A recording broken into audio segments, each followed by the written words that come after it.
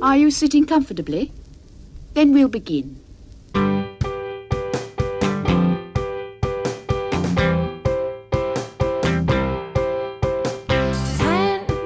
minutes left. Yeah, but there's still some time. It's not the final score. We need more than the numbers we're given. Show us you live and breathe the game. You're more than a name. That's what we came for. We can bring you more than the score. Every story. Let's take this thing off of the field into the real world, away from the numbers,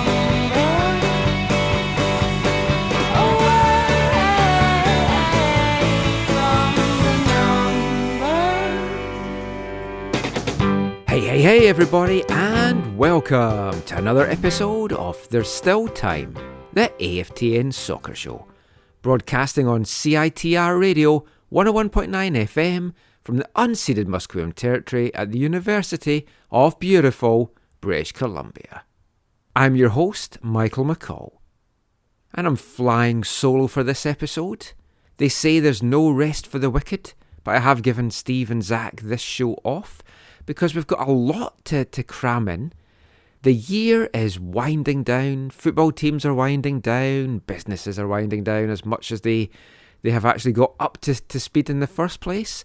So that means a lot of end-of-season calls, a lot of end-of-season chats, a lot of tournaments winding up as well. And we're going to be covering all of that in tonight's show. It's going to be another MLS-heavy show. We're going to have our usual end-of-season State of the Whitecaps chat with Whitecaps head coach Marc Dos Santos. We're going to head east to get some of the end-of-season chat as well from the Montreal Impact. Call them that while they can, because you might not be able to do so for much longer. And we're going to have a look as well at the CONCACAF Champions League that's wrapping up just before Christmas with a nice little bow on it. 4 MLS teams involved in that. 3 knocked out in the quarterfinals, LAFC advancing to the semi-finals, with teams now finally able to draw a line under their season. But all of that is still to come. We're going to kick things off in the first 2 parts with the meat and potatoes of this episode. It's our State of the Whitecaps chat with Whitecaps head coach Marc Dos Santos. These are chats that we've had with whoever the Whitecaps head coach is, basically since 2013 when Robbo took over in December of that year. It's a tradition we'll like to keep going. And this crazy year, it's good to keep your traditions going if you can at Christmas. So that's exactly what we're doing.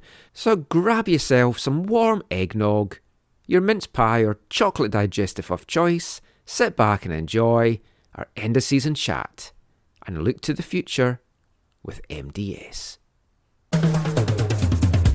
So delighted to be joined by Marc now, just to kind of have a little look over at the year that's been, but more a look ahead to the future. So thank you for joining us today, Marc. Hey, thanks for having me. And I don't want to look too much back at the year that's been. That's just how we've kind of done these things the last couple of years. What's past is past. But I mean, there's a couple of things we do obviously have to quickly go over. I mean, first of all, I've got to say to you, does it feel weird having this stay at home now? You kind of touched on it about going home in between and feeling a little bit strange and like a bit of a stranger in your own house. Have you kind of settled back into routine again? I haven't really settled into a routine, because for me, routine is home and work, and a trip for a game and coming back. That's a normal routine. I've settled like for a big time home, and it's been a lot of time home in breaks, because we had the COVID, the 2 months when COVID hit, and that we were home. But then my wife and kids were back in Montreal, so I stayed alone for those 2 months. But then coming back, it's just a readjustment to to the family, to the little things of right now, not working on a soccer field or at or facility, but more from my office home, helping with the kids. That kind of routine got back, but it's not a normal routine for me. It's a year that has been incredibly with ups and downs and weird situations. So I'm just getting used to it. But can I call it routine? Not really. A new adaptation for what I was living in the last few months. Yeah, I know no one really knows what's going to hold in store either, which we'll kind of come to. I asked Axel this, and if you had said to Axel a year ago, okay, you're going to move to another country, your family's not going to be with you, you're not even going to be in that country, etc., etc., how many times did he think, I wish I hadn't maybe taken this role? And he was honest enough to say, yeah, things crossed his mind a little bit. When you were going back and forward and doing this and away with your family, and I know it's a bit different for you because you've been away from your family before, but were there times this season that you said to yourself, why am I doing this? You know, I don't want to name the person, but not long ago I spoke with a coach that is older, but much older, you know. He's in his 70s right now. And he told me that the thing I should be the most careful with is at the end of all the process of coaching or being in professional sport, not be in a position when I'm 70 that I say, I give so much to this sport and now I'm alone with very little friends, family is away, you know, and that happens in the life of a lot of people in professional sports. I'm telling you, a lot. But people tend to just focus on the high moments and the fame and the nice things. But if you put too many things in front of things that really, really matter, it's danger for the future. So what this year has taught me is about that, you know, really put priorities and at the right place and think about everything. I think that when I look back at the year, Axel probably is looking at as, wow, I arrived here and in my first year, it's something that is out of this world, and it's out of this world for a lot of people in the world, right? But I look at it as, yes, I was a lot without my family, a lot of months, a lot of months, but I was a little bit used to it. But I don't think it's a normal life for someone to have. It's good to do it for a period, but do I hope that next year is like that again? No, not at all. Do I know what next year is going to be like? No, there's still a lot of question marks in the league. And look, I'll tell you this, we don't even have our preseason already booked. So we don't know. We know preseason part's going to be in Vancouver, but we don't know where we could go, who we going to play exhibition games. I'm even prepared to play the first game of the season without any exhibition game, you know, looking at how things could be built. But for sure, for Axel, that maybe comes from an environment that he was always closer to his family, because even in Germany, there's not too much of this traveling like maybe the MLS has or Brazil, that is a bigger country. For him, it was probably a big shock, COVID in the first year in, for sure. Yeah, I don't think when we talked a year ago, you could even imagine what the year was going to be like. And I know it's hard to really evaluate just the year in general for the club, for the players, for even the league, even the team that won the league. It's like, were they the best team in MLS? I mean, we'll kind of cover some of that stuff.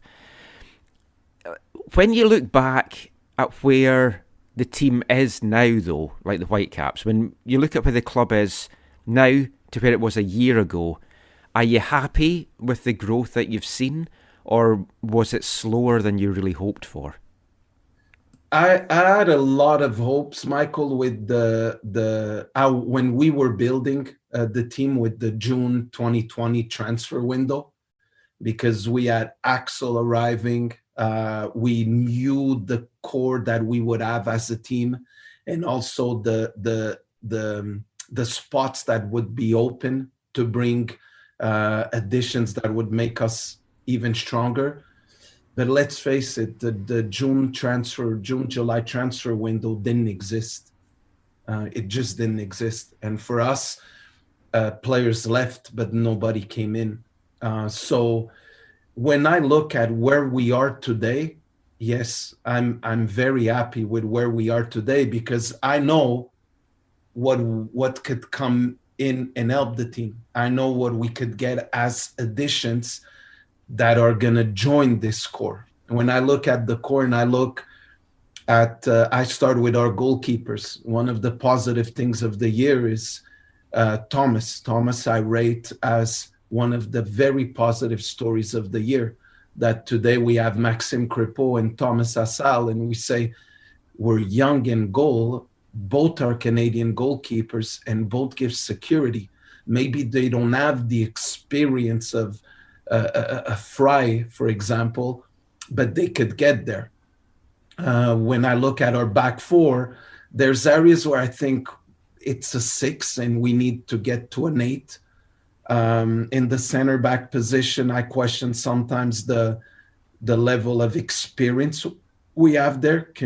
When I look at some of the teams that win in MLS titles, they always have this older guy that brings experience. We don't have that. But maybe with patience and work with these guys, they could definitely become that. And then I look at the midfield, still a young midfield, but I also know what kind of additions we could bring. I know we're working very hard to bring an attacking midfielder, a designated player. We're working very hard to bring a young designated player, also a central midfielder. So not only in guys like Bikel, Leo, Baldi, and Rusty, but we still have 2 additions, one a designated player and another one a young DP that could add to that. I still think we have another position, 2 other positions for young DP. One could be another number 9. The other one is going to be a winger. So when I look at still having Cava there, still having Dajome there, Tio, Ryan, we still have a core of a group that we didn't have 1 year ago. And when I see the last 12 games of the season, when it comes to goals conceded, goals scored, chances created, balls won in the opponent midfield, there was a growth there. There was an identity that was slowly getting installed. And our objective is, with the core that we have and getting into 2021, with the additions we're going to make, just grow in that identity.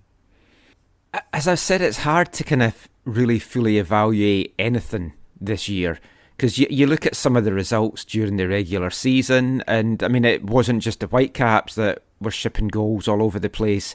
You had top teams on the road with everything that was happening, giving up 4, 5, 6 goals. And looking at the defence, though, and this is something I talked to Axel about as well, to me that is a big concern, because for the last 2 seasons, the team's been at the bottom end when it comes to goals that's conceded. You've given up the most goals.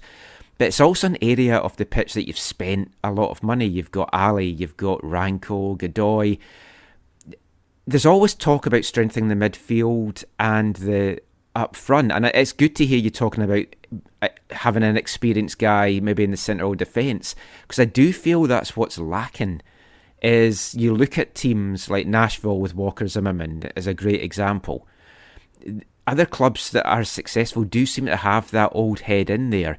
Is that kind of something you'd look for maybe within the league, or is that something you would look for overseas? It's first of all, we have three center backs that are foreigners, so we have to evaluate first what we could do there before thinking about any other center back, let's say, to bring from outside. But again, I think defensively it's a collective aspect. When we defend, it's not only the back four, Yeah. it's the 11 players. And again, when I saw what we did in the last part of the season, especially the last 10 games, we conceded an average of a goal per game. So it was in the normality of the teams that are successful defending in MLS. Okay. The problem is way too many games we conceded 3 or more goals. Some is due to the travel. The games that MLS is back, for me, is very hard to evaluate because we were a lot in a survival mode there. It was not even our roster. It was very hard to ask the group for more. Yes, could we have done better? But it's very hard to look at that. But then the games that were difficult for us were the games that we would have to fly in and out. That was a terrible experience for us. We weren't able to adapt to that very well. The majority of the teams in MLS were not able to adapt to that very well. We have that game, a nightmare of a game in LA, the 6-0. We have the 3-1 in Seattle, the 3-0 in San Jose, where we conceded, where we played a good portion of the game, 1 man and 2 men down. But only there you have 12 goals in 3 games. So there is absolutely no doubt that we want to become better in our defensive record. It's something that is in red in our book for next season. But we're not looking at it only in one position. We're looking at it in the full collective aspect. And again, when we go back to our preseason of 2020, how we started the last 10 games, that we had all of the core in our roster together, gives us a very good indication of how we can defend for sure. The just to put again on the Walker Zimmerman, or right now it's moves that are very difficult to do in MLS. That's the problem. Yeah, that was something I was going to ask you later, but I'll ask it now because obviously I asked you this last year about adding MLS experience, and I know it was something that you hope to do. We've talked about the difficultness of it, but you look at like Nashville with Walker Zimmerman, Austin with Alex Ring yesterday. There seems to be every year a couple of like bumper trades within the league where there's a lot of GAM given up. Now, the Whitecaps, it's hard to work out because it's not transparent, but it feels like the club are sitting on a lot of GAM, sitting on a lot of TAM. It's spending it. I know clubs might not want to give up assets, but would you be willing to give up like a bumper amount of money to get that one player that you need in a specific position? Yeah, we would. We actually tried to do some moves that some were very exaggerated. We pushed, but we were not able to get to where we wanted. Right. We are still evaluating a couple of players that we want to do a move for. So we are willing to do that, and we're evaluating that. But trust me, this is a topic of discussion every day among us. But it's always, okay, who's the player? What is a position that we need? Of course, I don't like in public interviews to be talking about specific spots, because then the players that play in those spots might feel attacked somehow.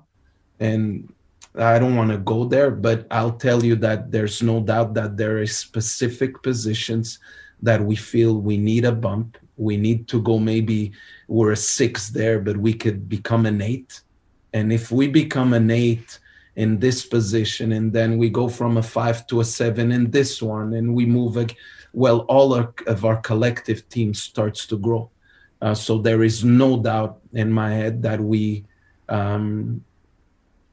I think we'll do something. I think we'll do something, but it's hard to confirm because it doesn't depend only on us. And if you think about Nashville and Austin, they started because of being an expansion team with the right amount of money just to do it in a clean sheet. So the difficult part for us is in the end of 2018, we acted like an expansion team, not being an expansion team. And now we have to kind of slowly rebuild this. I think we are 100% in the right direction. We could definitely do moves that are going to help the team. We will do that. But when it comes to the moves like a Iko Para or a Walker Zimmerman or Alexander Ring, these are moves that are very big right now in the league. And I don't want to talk about any name of player, but I also think in the league, some moves were made in an exaggerated way that I don't agree with the amount that was spent to some player. But at the end of the day, the player's value is what the market is willing to offer him. Yeah, I've had my eyes raised at quite a few over the years, which, I mean, like, I obviously won't expect you to comment on this, but even like with what we got for Jordi Reyna to DC, I was like, that's a pretty good bit of business from the Whitecaps point of view. And I know it's easier for expansion teams because you are building from scratch. That is kind of the trouble, I guess, that you've got with the Whitecaps, and that you've come to a club, and you know this, the fans' expectations have been dashed so many times. Managers over the years before you, and I know you can't go into that too much, but it's like they've always talked about looking for a difference maker, bringing in that big DP guy, the guy that's going to be the guy that helps get the team to the playoffs. And we've had a string of designated players at the club over the years that have basically flopped, and they've just not lived up to expectations. So again, we're now looking, and the word from Axel and yourself is we're going to be bringing in a full DP and then young DPs. What would you say to the fans that are sitting listening to this and saying, yeah, we've heard this before, but we're still waiting for that difference maker? Mm-hmm. I understand what you're saying, and I understand what fans think. And for me to be here with promises and fans, you have to accept. I think there's too much of this happening here, and we don't need to do that. I think the people that work with me every day and know me, they know how much we're working hard to find that player. Actually, we found some of them, and we're trying to get some of them. So it's a process of, it's just when you go after a very big player that I really believe could make a difference for us, well, you have to think this is a player that's not playing in a, I'll use this expression, not in a Mickey Mouse club. Yeah. He's playing in a solid team. It's a player that is important in his team, and is a player that many other teams want. Normally, that's the difference maker, because we could have brought a lot of these half different makers that could work out or not. But do I believe that we're doing everything right now, including the owner's effort on putting money to get this player? I could guarantee the fans 1,000% yes. Owners are, if it's the right guy, let's go. They're open to it. They want to do it. It's just that I think my standard right now for this player is extremely high. And when I look at the player. Sometimes I make my staff go crazy because I'm very demanding. The guy I want right now and we want right now is really, really good. So it's not easy to get, but we're trying to get him. So there's a lot of things happening right now that, again, I said that before, you will listen to a lot of rumors and names coming out and players linked to us and players saying that we called them and all of this happening because we're in the market. Some of it might be true. Some of it might be big lies because agents want to value their players and they know we're looking for player A or player B. But I could assure the fans in that we are 1,000% invested right now. We're very aware of what it takes now for the next step. We look at the teams in the league that succeed and we look at how player A, B, and C make a difference for them. And Michael, that's the only thing I could, in a very genuine way, tell the fans, rather than being here promising things. I'm not about that. Yeah. I think the playoffs this year highlighted the importance of having the right designated players. I mean, a club like New England, Gustav Bo and their other designated players that they had there were fantastic. Columbus, Zelarayon is a guy, a difference maker that kind of lived up to his billing in that final. Minnesota had it. And it is, I don't know what it has been about this club. We've just struggled to get the right player, which then makes it difficult for you and your staff to get fans to buy into that. That feels a good place to stop our chat with MDS for now. We'll take a little break and we'll be back looking at what the future might hold in store for the Whitecaps and how MDS is seeing his tenure at the Whitecaps so far. We'll be back with all that and more after this. Hi, I'm Lucas Carlini. You're listening to the AFTN Soccer Show. Well, could you be the one they talk about? Well, hiding inside behind another door. Well, is it only happiness you want? Just wanting a feeling better anymore. It doesn't mean that much to me sometimes. I don't mean that much to you. And I don't even know what I'm hiding for. And I don't even know what I'm hiding for. I don't even know what I'm hiding for. I'm hiding inside. I'm hiding inside. Well, could you be the one they talk about? Well, life is a game that only you can make. Well, maybe I'm about to throw it out. I've given it all, that's all that I can take. It doesn't mean that much to me sometimes. I don't mean that much to you. And I don't even know what I'm hiding for. And I don't even know what I'm hiding for. I don't even know. Well, could you be the one? Could you be the one? Could you be the one that's hanging around? Welcome back to the AFTN Soccer Show on CITR Radio 101.9 FM. And kicking off this part, it's this month's Artist of the Month here at AFTN, Minneapolis Icons, Husker Du. We didn't get a chance to play Husker Du on last week's show because we didn't really have any music in it, with it being our MLS watch-along. So you're going to get two songs from the band tonight. The first of which comes from their sixth and final studio album, released in January 1987, a double album, Warehouse Songs and Stories, and that was probably their biggest hit, I think, that they had altogether as a band. That was Could You Be the One? The opening line of the song, Could you be the one they talk about? Well, I think the Whitecaps fan base are really desperately crying out for a designated player as being the one that they can talk about, that midfield maestro that's going to run the show.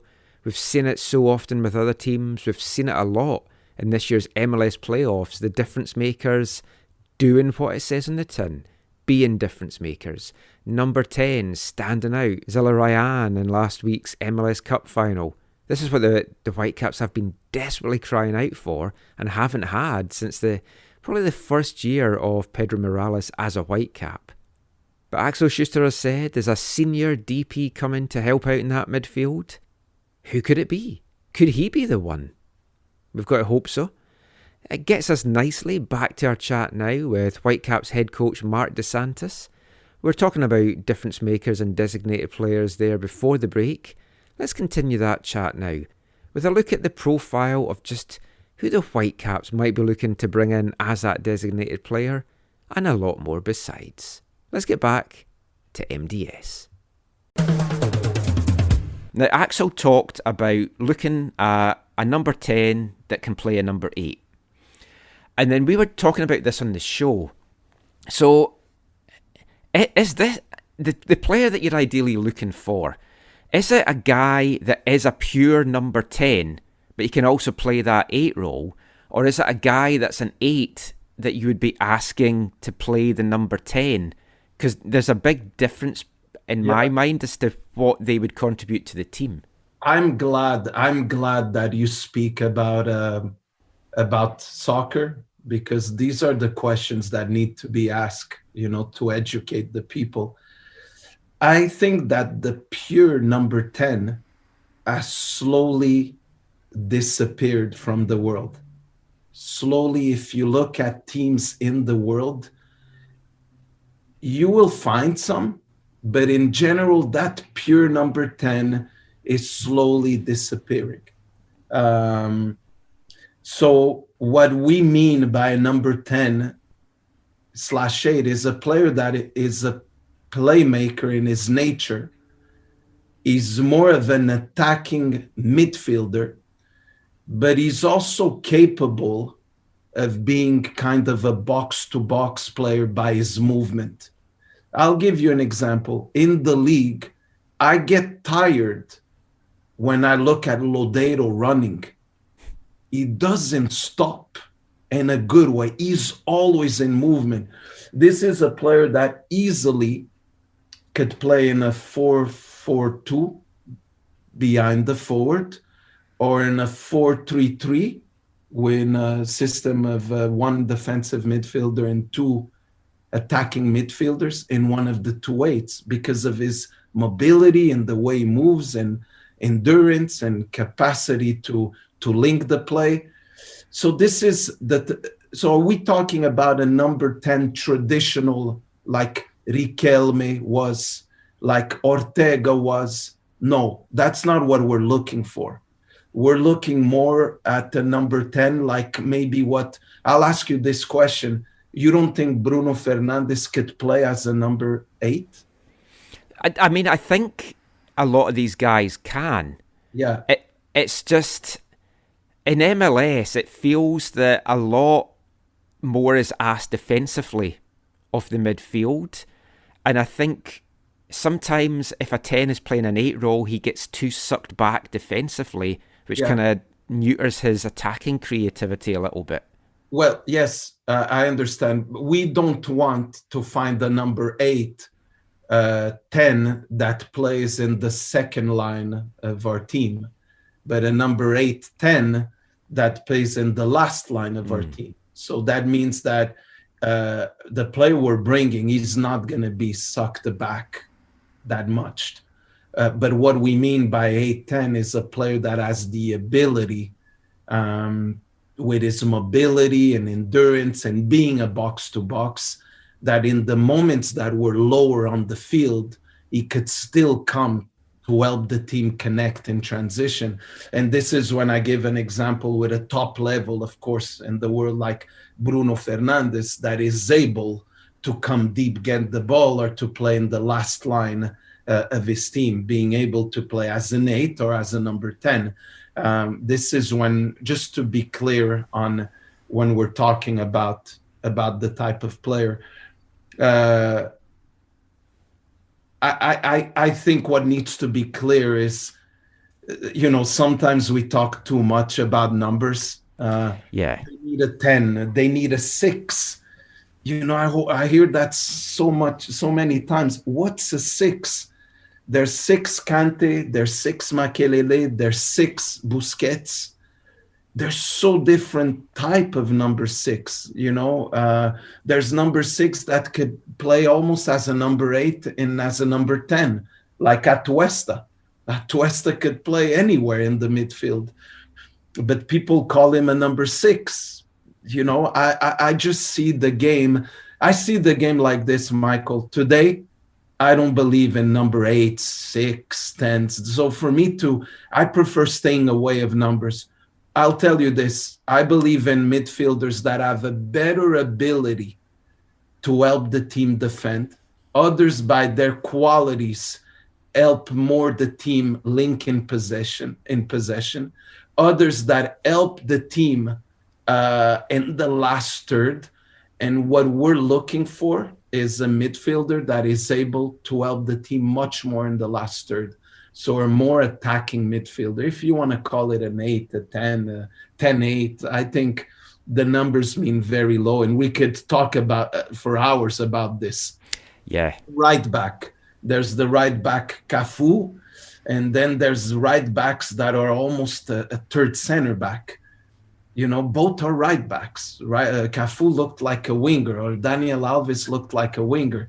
Others are more defensive, but both are right back. So when you say, oh, we need a right back or we need a left back, what kind of characteristics we're talking about?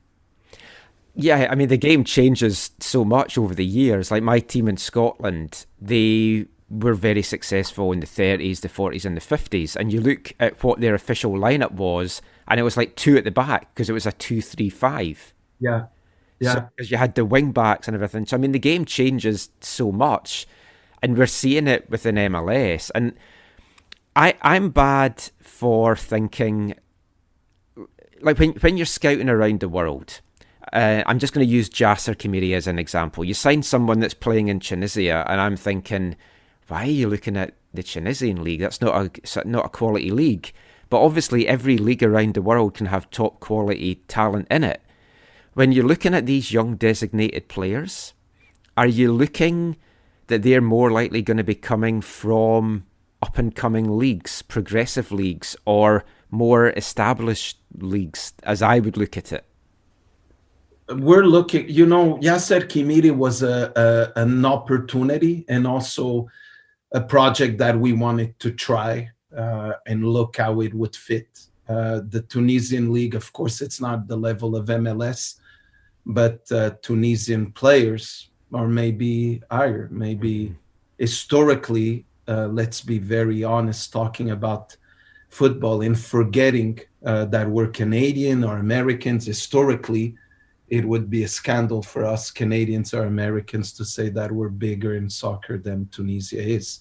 Tunisia is probably the biggest African country in World Cups, the most participation, the most, a lot of players playing at high level, especially in France. So we looked at it in that way. But what we're looking at and what we're talking a lot about is like, we're not now in a position that we have such a good core to experiment and to try things and to look at focusing on leagues and focusing on nationalities. Is the player going to help our team win? And sometimes we even consider age. Sometimes we look at, we're a young team today, and we're talking about 3 young DPs. This means he's going to be under 21. And then you have the story of young DPs in MLS. I'm always here to control expectation. You cannot name me today, right now, 5 young DPs that have arrived and made the difference, big one in the team, in any team in MLS. You'll have situations, Diego Rossi, Brian Rodriguez, you have situations here and there, but still, if you look at guys like, I won't say names, but there's players that were bought for a lot of money, and still as young DPs haven't given their club the return they hoped. So it's very hard there to talk about young DPs and say they would make a difference. So we hope that the young DPs we're going to have are going to bring a plus to the roster where the sum of all parts are going to make our team better. But in other positions that we have cap space or a DP spot, our question is he coming from a place, from a club, and by his characteristic, going to come here to help our team win? That's what not help thinking that, oh, we could sell him in 5 years. Or no, can he make our team win? Because projects to sell are in our young DPs.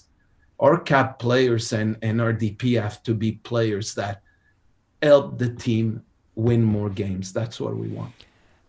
I don't like the DP tag because it just, I feel it's already... I hate it. I hate it. Right away, the player is under pressure. It's when they don't perform, and like we've had it here, like RDS and Blundell and guys like that. As soon as you've got that tag and they don't perform, everyone pounces on, well, that's a DP and it's a waste. I mean, MLS in general, with all the rules and the GAM and TAM and all this stuff, when you're dealing with players, obviously they don't care about that. They just want to know what you're offering them and what it's going to be like for them and their family. With the COVID situation just now, how difficult has it been to say to a player, look, we really want you. Your family will have a great life in Vancouver, but we can't honestly tell you whether you'll be with them for a big chunk of the year. That I try not to go there right now, because if I go there, we won't bring the best players here. I'm telling you that for sure. Yeah, I wouldn't come. I wouldn't leave my wife for months on end in a foreign country.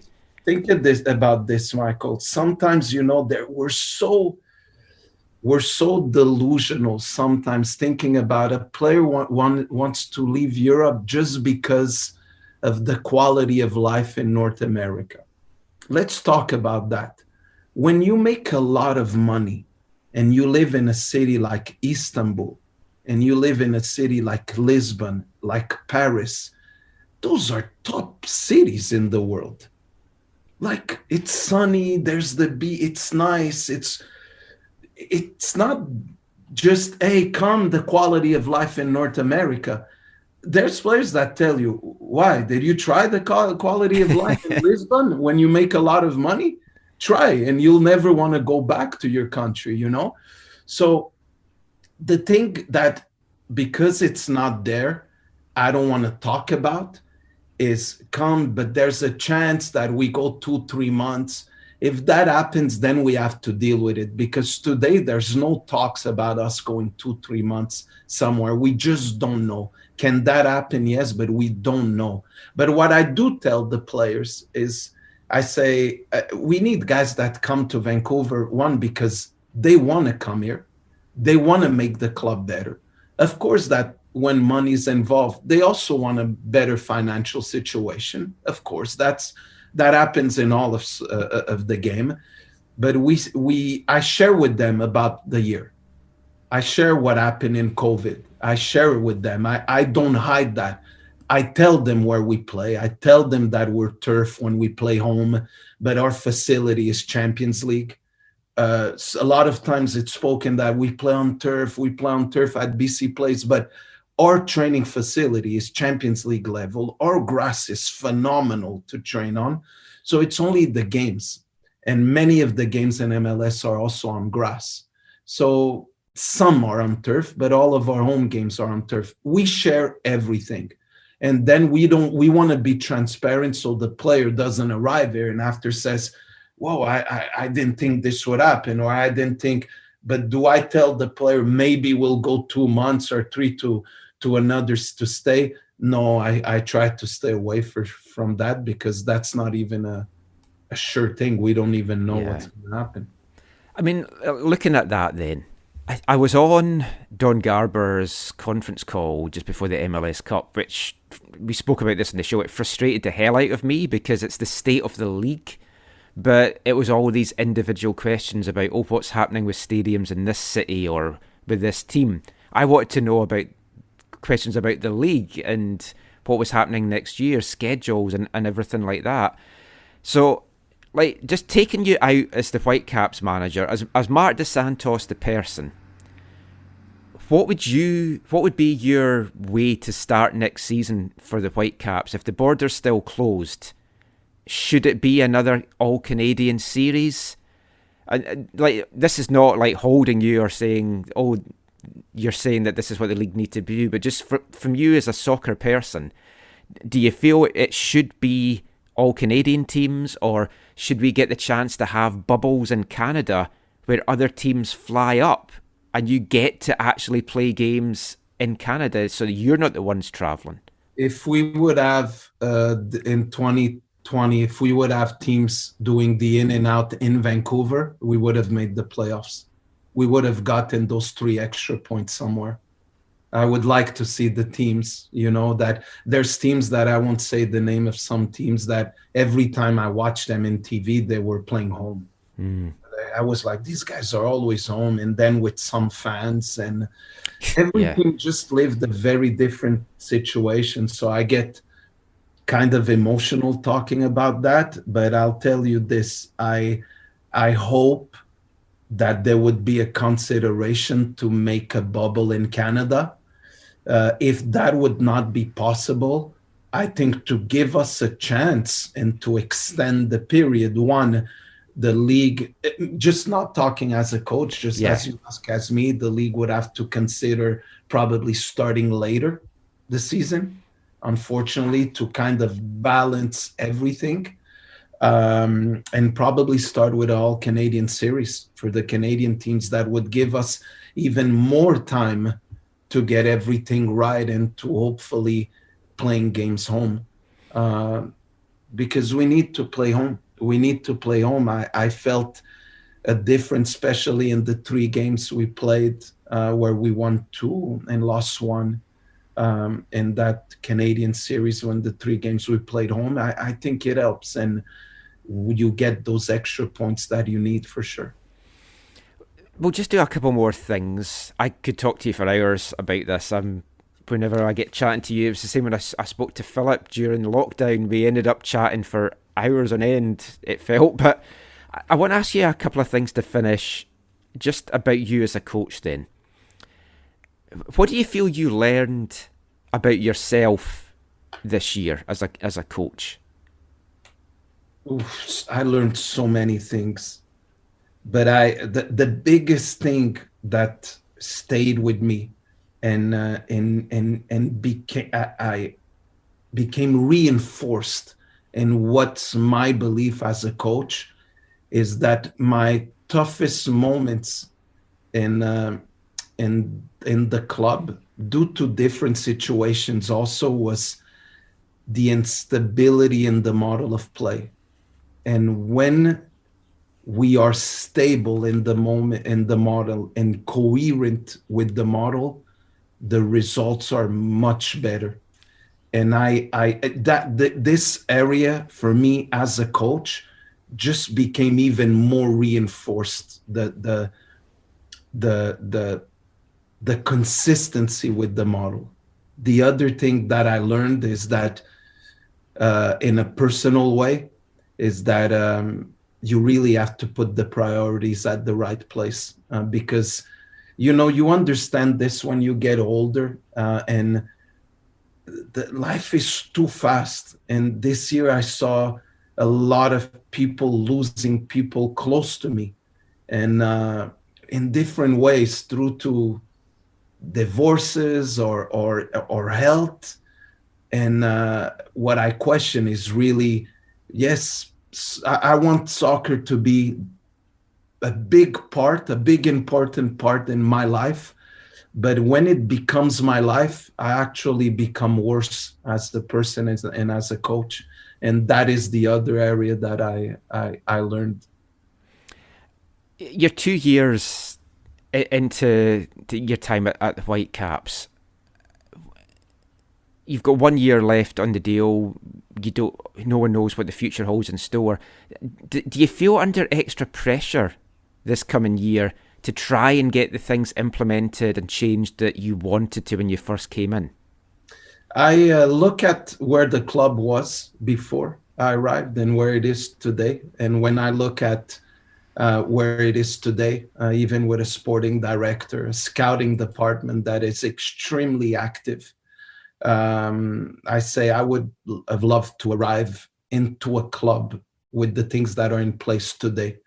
So when it comes to the background of what was built in the club, I'm happy that, or I will continue, or the person that's going to come after me is going to come to a setup that is in a much better place when it comes to having a scouting department in place, a technical director in place. I think that, or a sporting director in place, I think that it will help the club a lot. What I want is to stay.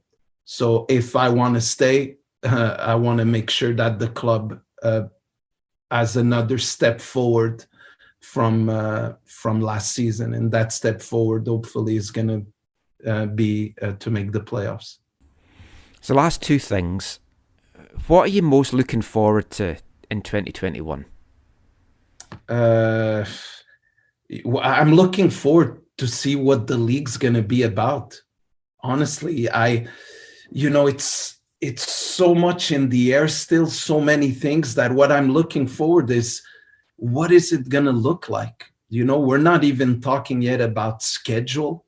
We're not talking about preseason. Normally, these are all things that are pretty much starting to get set. So I'm looking just forward to, okay, how is the league going to look like? And the other thing is, who are the guys that are going to come in to help the core get to the next level? And we're still working on it, but I'm looking forward to see, okay, finally, who are going to be these guys? And just to finish up then, what do the next few weeks look like for you? Because obviously you can't fly around and scout, you can't fly down to drafts and all that kind of stuff. So how does the next 3 to 4 weeks shape out for you?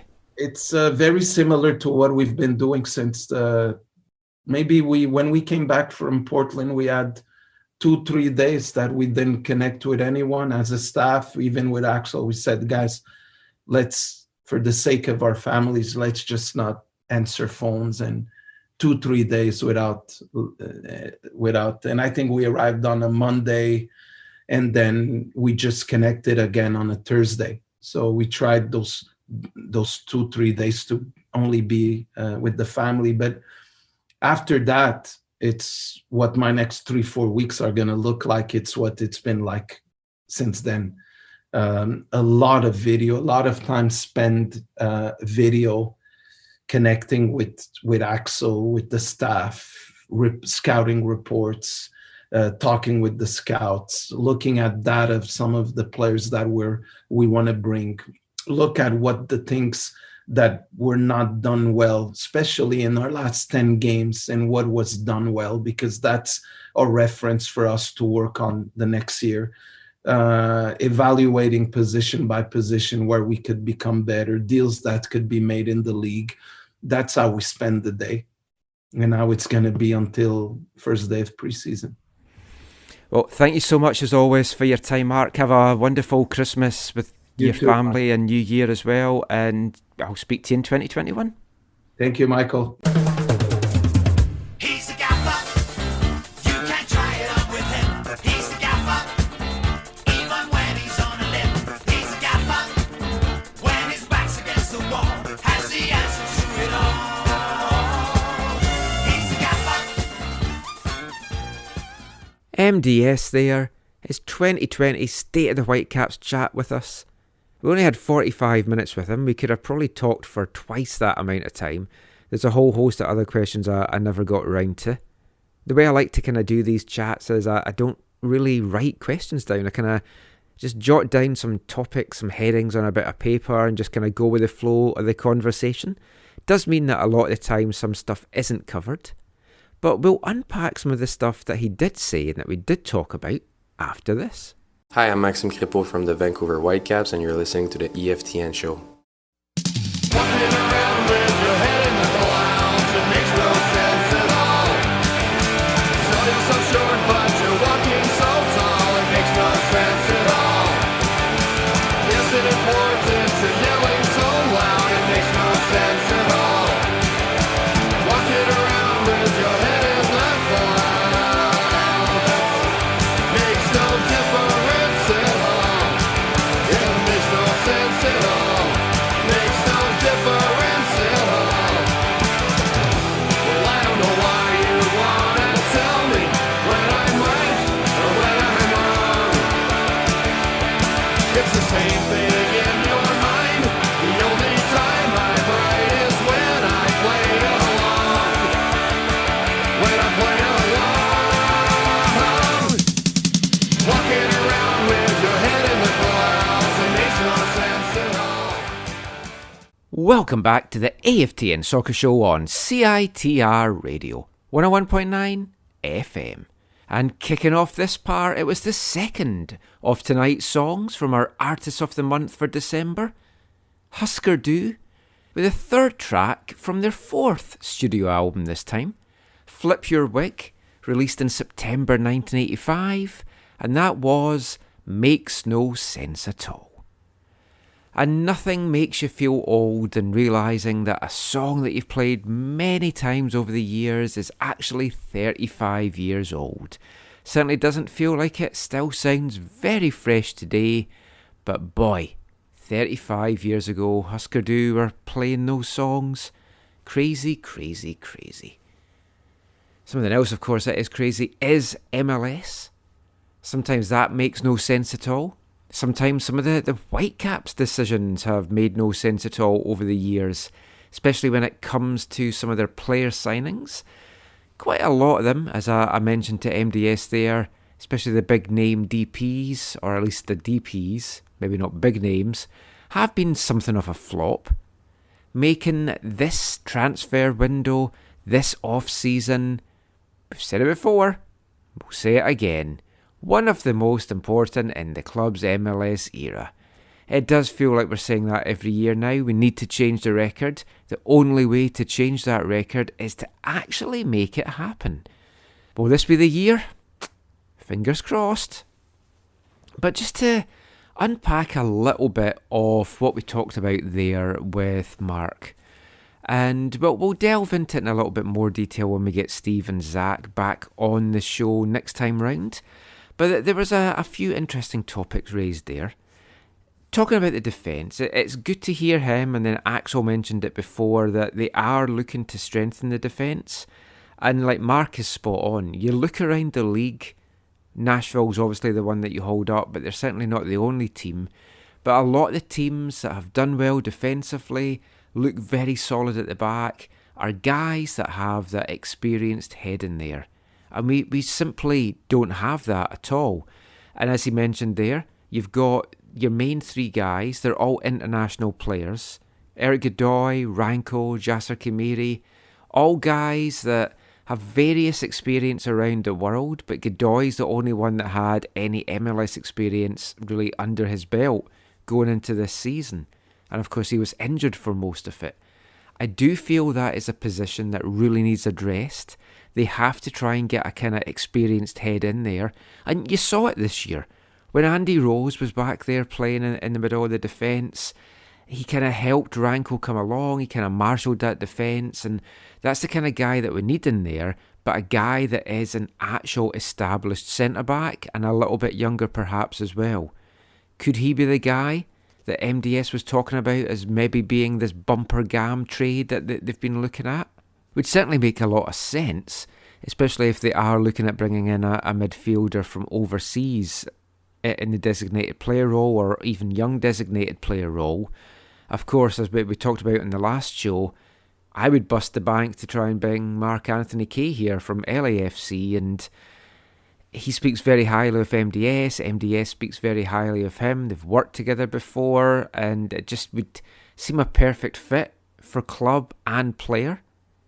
Maybe not as successful in theory as LAFC are, but maybe Mark is the guy that could spark some kind of success here in Vancouver.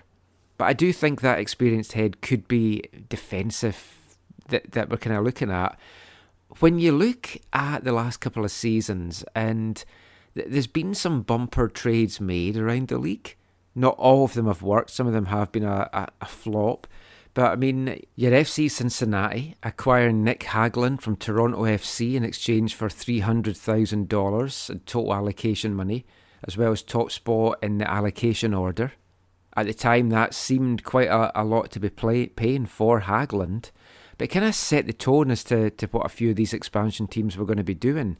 Nashville last year broke the records for an interleague trade for a defender, paying LAFC $600,000 in allocation money in 2020, with a further $350,000 going to them next year, as well as incentives based on games played, which could altogether total $1.25 million for Walker Zimmerman. Obviously, that worked out well. Zimmerman named MLS Defender of the Year, Nashville having a very solid defence as a result. And the other big centre-back trade that we kind of talked about in our chat with MDS there was Ike Opara going to Minnesota United.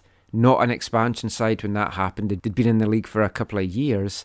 But Minnesota paid Sporting Kansas City $900,000 in TAM, which then rose to $1 million with certain incentives being met. So, I mean, teams are not afraid to trade this Garber box money to try and solidify that defence, and I really think that is what the Whitecaps need to do right now. As to who that player would be, that is a whole other discussion. We'll have that next time. But let us know, who would you like to see the Whitecaps break the bank for in terms of a trade within the league? For GAM, TAM, players, allocation, draft picks, whatever you want to throw in. Who are the players that you feel realistically the Whitecaps could try and make a deal for? I mentioned Mark Anthony Kaye there, maybe a central defender. So please let us know on Twitter at AFTN Canada, or shoot us an email, aftncanada@hotmail.com, with what player you would like to see the Whitecaps try and break the bank to bring here. Now, one of the other things we talked to MDS about there was this kind of clarification as to who are they looking to bring in. Is it a pure number 10? Is it an 8 that can play a 10? Is it a 10 that they're going to expect to be playing as an 8? And certainly some interesting comments from him there. His belief that the actual kind of pure number 10s are becoming less and less in the game. And in a lot of ways they are. I mean, there's a number of teams that play very fluid, that maybe don't have their set formation. Players kind of move around all over the place. But it was positive to hear him saying that the guy that comes in, he's looking for him to be more in the final third, the final line of the pitch, and not the guy that's having to track back and do the defending and do the grunt work and get the move going at the same time. So, I mean, that can only be a positive. Hopefully, their target will come off. I mean, it sounds that Mark knows who he wants to bring in, but it's whether they can land that or not, it's hard to say. Obviously, you've got all the COVID issues, possible quarantine, family stuff, things like that as well. But you just have to keep fingers crossed that they do get the right guy. I'd be looking at Argentina or Mexico. I mean, to me, that's the two places you want to look at to bring a guy that can be successful in this league. And it is also going to be interesting to see what kind of players, what countries they're targeting for these young designated player roles. Now, MLSsoccer.com's Tom Bogert had mentioned on one of his recent podcasts that there's still not a final decision made as to whether clubs can have both 3 senior DPs and 3 young DPs. I mean, the indication that Axel had kind of given was that was what the Whitecaps are looking at doing, having 3 fully blown DPs and 3 young DPs. But it looks like that hasn't been ratified yet, and it might be that you're faced with the choice of, do you go for 2 senior DPs and 3 young DPs? Or if you have 3 senior DPs, you're only allowed 1 young designated player. Now, there's 2 ways to look at that. Some folk would probably argue, and I saw Caleb Wilkins on Twitter arguing this today, that you want to go for the 3 young designated players and just stick with your 2 senior guys. But then, as MDS said there, you look around the league and what young designated players have really made an impact, and you can pretty much count them on the one hand. For every Diego Rossi, there's a lot that haven't made the grade. So I would rather we splash the cash and get a decent number 10 in, and the one young designated player, and we kind of take it from there. But I think in summary, the thing to really take from this is Marc's not planning on going anywhere. He's wanting to build this team. He's confident about what lies ahead for 2021. Proof of the pudding, of course, is in the eating. And in this case, the signing. So, I mean, Marc said the feeling is the owners are prepared to put their hands in the pocket. We have heard stuff like this before. We have to see the proven results. Then we have to see how it all works on the pitch. But I mean, I'm excited for what next year is going to bring after hearing that. Hopefully you are too. Let us know your thoughts on what MDS said there. Any concerns you've got, just how you're feeling after that, who you'd like to see them target or bring in. And we'll talk about that next time round when Steve and Zach join us. So let's take a little bit of a break from the football chat for now to bring you this week's wavelength. And for this week, we're going back to 2013. So we're keeping it in the decade at least. And it's a Manchester band called Parlour Flames. This is a song from their self-titled debut album. Now, what's interesting about this band is it features a certain Paul Arthurs. Does that name ring a bell for many people? If it doesn't, you might know him better as Bonehead from Oasis. The former guitarist left Oasis in 1999 and eventually formed this new band Parlour Flames in 2013. They only released the one album. This is a song from it. This is pop music, football and girls.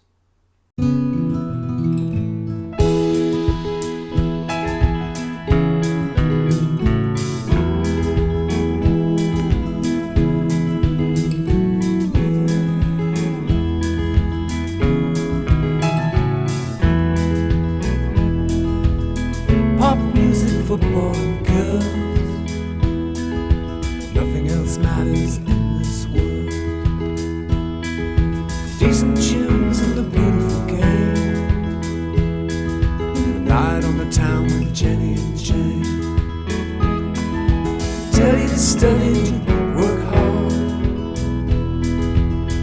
learn your lines and play your part. It's the same old story again. Then the sun comes up after the rain. So forget everything you ever learned. No need to get your fingers burned. Stop chasing diamonds and pearls. Pop music, football and girls. Don't you know it?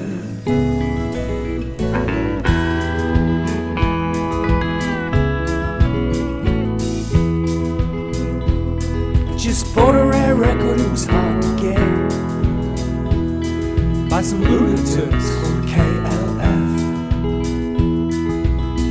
Gonna listen when I get home, then I'm off to the Hippodrome. Bang on Olsen stereo, golden years on the radio. One religion, one word. Pop music, football and girls. So forget everything you ever learned. You'll only get your fingers burned. Still chasing diamonds and pearls. Pop music, football and girls. Don't you know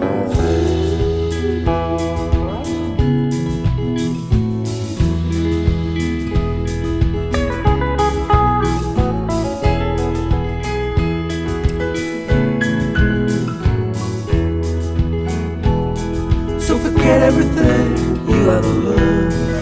You'll only get your fingers burned. Stop chasing diamonds and pearls. Pop music, football and girls. Don't you know it? Don't you blow it?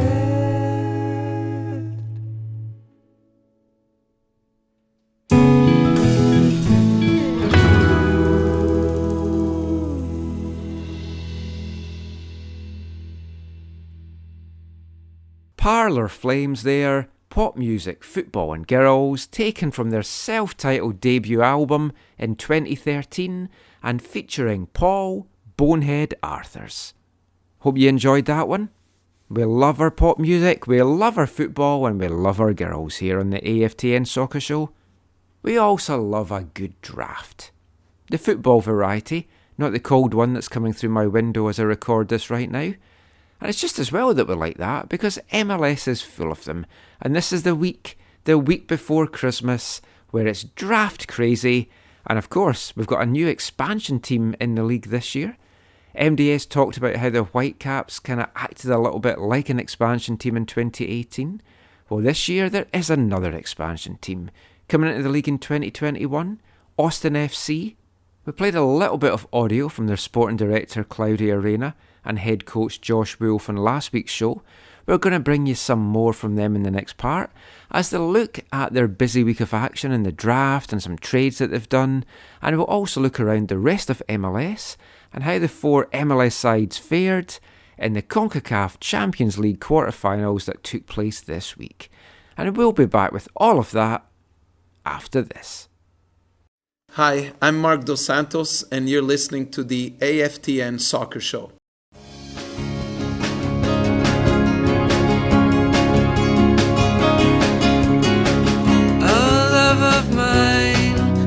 Condescend to help me, 'cause I'm stupid and blind, and desperation is the devil's work. It is the folly of a boy's empty mind. Now I'm feeling dangerous, riding on city buses for a hobby. Lead me to a living end, I promise that I'd entertain my crippled friend, my crippled friend. I give myself to sin, I gave myself to providence, and I'm there and back again, the state that I am in. Welcome back to the AFTN Soccer Show on CITR Radio 101.9 FM. And kicking off this part, it's a classic song from a classic Scottish band. It's a band, I don't know why I haven't featured them as Artist of the Month so far. I will remedy that in 2021. From Glasgow, Scotland, Belle and Sebastian, with a song they're taken from their debut album Tiger Milk, released in 1996, The State I Am In. It's also a song you can find on their absolutely fantastic Dog on Wheels EP. That was the first EP I heard by Belle and Sebastian. The title track and The State That I Am In, the first 2 Belle and Sebastian songs I ever heard, and have loved them ever since. So I'll bring you some more songs from the band in the new year, I'm pretty sure. But the reason I picked that one is The State I Am In. So we've heard from Marc Dos Santos in the first 2 parts there, talking about the state of the Whitecaps. In the final part of tonight's show, we're going to hear from Thierry Henry and Olivier Renard about the state of the Montreal Impact. And then sandwiched in between, we're going to be looking at the state of the newest club in MLS, Austin FC, joining the league as an expansion club in 2021. And they've had a very busy week, signing players in the half-day draft window as well as their expansion draft on Tuesday. So we're going to look over a little bit just now as to what Austin have been doing, how they are building their side for next year. Head coach Josh Wolf, an MLS veteran, has spoken about wanting to play 4-3-3. That's the identity he sees the Texans having next year. And they were busy getting their pieces put together. Started on Sunday in the half-day trade window. 5 trades were done, and they picked up a player I would love to have had here in Vancouver as well, in Nick Lima from San Jose Earthquakes, and has scored 7 goals and had 7 assists in his short time in San Jose, over 100 regular season appearances. And he's a guy that I know when I was first speaking to MDS when he became Whitecaps coach, and he was talking about players, the kind of players that he would really want to have here. Nick Lima was a name that he had kind of thrown out. So I know that he's a kind of player that really interested MDS, clearly interested Austin as well. They also made a trade with Inter Miami to bring defender Ben Sweat. Another defender came from Portland Timbers, Julio Cascante. The 27-year-old Costa Rican centre-back is clearly going to be marshalling their defence next year. Austin also added a midfielder, Ulysses Segura from DC United, and a forward, John Gallagher from Atlanta United. So they had 5 players added then. They got a chance to add another 5 players in Tuesday's expansion draft. Now, heading into this one from a Whitecaps point of view, we talked about it on the last show as to who you would protect, who you wouldn't protect, and I said I wouldn't protect Derek Cornelius in this draft. MDS obviously agreed, didn't protect him. That kind of raised a few eyebrows and a little bit of ire and worry amongst the Whitecaps fan base on social media. I don't think it was a risk that he was going to get taken. The only thing that may have gone in his favour was Austin drafted young, and they were looking for kind of young guys, either with potential or with a bit of experience. In the latter part of that, Cornelius ticks that, had his time with the Whitecaps, but has also had time over in Europe as well, and a Canadian international. But he did survive the draft. He wasn't picked. He's still a Whitecap player. But Austin ended up drafting 5 guys and trading one of them away. Their very first pick surprised a few people. It was San Jose Earthquakes Dutch forward Danny Hoesen. Hoesen has had 4 seasons in MLS with the Earthquakes, scoring 23 goals and adding 12 assists in 105 appearances, 65 of those being starts. Was used quite sparingly this year though. Only made 8 appearances, only 3 of those were starts and just added 1 goal. He was also out of contract at the end of this season. He could have been available to Austin in the re-entry draft, but they decided to draft him here instead. Didn't want to talk about the salary aspect of it, whether they would be meeting his high salary demands or what. Of course, he might not even end up signing for Austin. They might possibly trade him away, or he might decide that he wants to go back to Europe. But that was definitely an interesting pickup, adding an out-and-out number 9 striker. Their second pick was New York Red Bulls midfielder Jared Stroud. That was followed by Nashville goalkeeper Brady Scott. Kind of an inexperienced goalkeeper with a lot of potential. You would fancy him to probably be their third string keeper, maybe pushing for second. He won't be their starter. And then their fourth pick really pleased me. 2020, the year of the coronavirus. I mean, for a draft to take place this year, there's only one player surely you could pick in this expansion draft, and Austin did that. Yes, the corona is heading to Texas. Pretty well embedded in there anyway, but Joe Corona in this case, LA Galaxy's US international midfielder Joe Corona is heading to Austin. Corona ended up being their fourth pick and the last of the picks that they were keeping there, because their fifth and final pick was Canadian centre-back Kamal Miller, selected from Orlando, but immediately traded to Montreal. He's coming back to Canada. He is an Ontario boy though, not a Quebec boy, but he's still coming back to Canada, with Montreal giving up $225,000 in general allocation money and their first round pick in the upcoming MLS Super Draft, which is the 11th pick overall, as well as $50,000 in conditional general allocation money. Pretty good deal for both parties there. Austin were keen to get some more GAM, and we soon found out why the next day as well. But they're happy with that pickup. Montreal certainly happy as well with adding another Canadian to their backline, and definitely a win-win situation for both teams there. So some interesting drafting there from Austin FC. Sporting director Claudio Reyna has already been through a draft with New York City FC a few years ago now. So I got a chance to jump on the post-draft call with Reyna and head coach Josh Wolf. So I got to ask them a couple of questions. I'm just going to bring you some selected highlights from that call just now. Just chatting about the draft, the selections that they made, just strategy in general, what they're looking to do, and trading away Kamal Miller.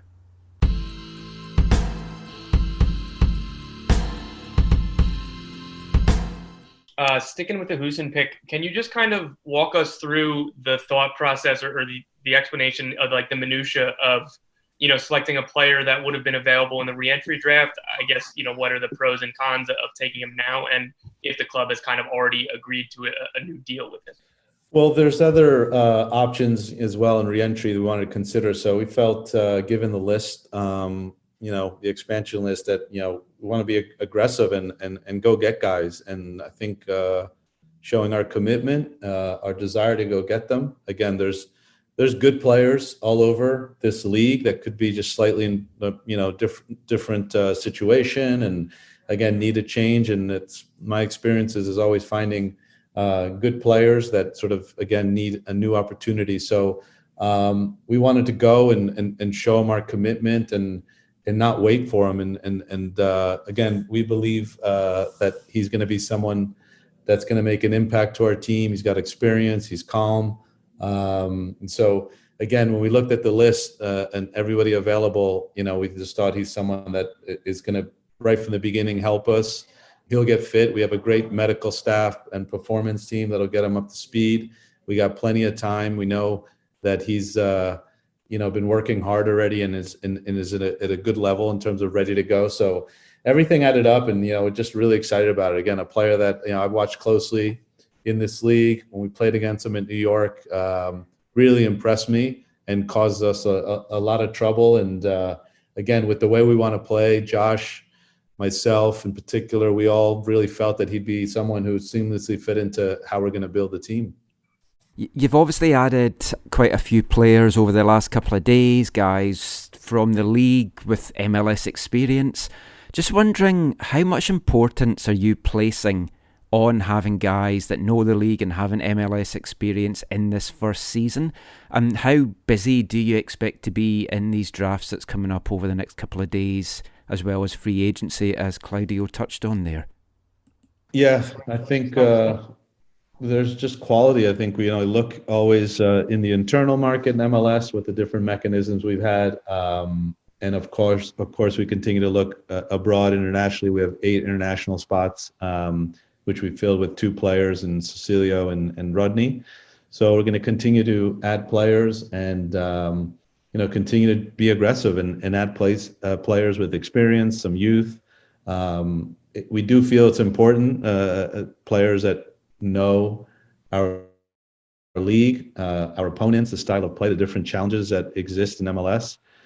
But at the same time, those players also be important in helping our international players adapt as well. So yeah, we just see good players in our league, and that's what we've gone out and been aggressive to add to the squad, and we're really happy where we're at. We're going to continue to look at everything in the coming days and see if we can continue to build our squad. Thank you, Claudio. Josh, anything you want to add to that for Michael?